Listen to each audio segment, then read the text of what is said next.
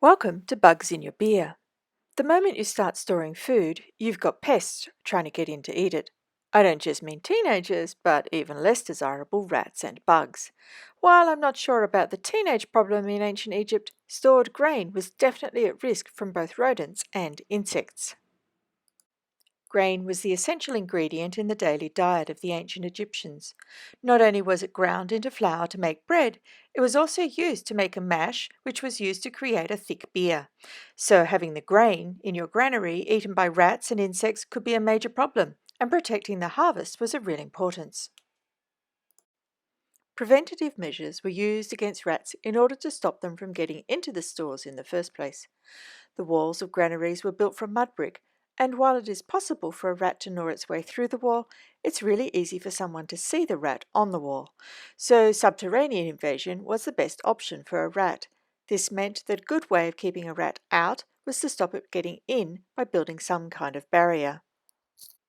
One method for preventing access like this was to build a granary with a double wall, either as part of the foundations or between granaries clustered together. This created a cavity between the outside wall and the grain inside. The cavity was then filled with sand and loose material. As the rat tries to tunnel its way through, the sand keeps collapsing in on itself, making it difficult for the rat to get into the grain.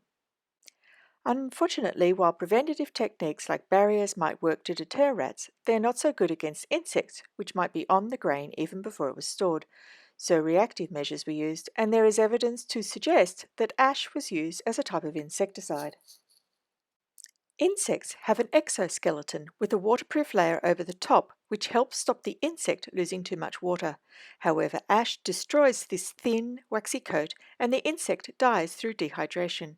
Grain was often stored in spikelet form, and the ash could be mixed in with the spikelets. Then the ash could be removed during the winnowing process before the grain was ground into flour.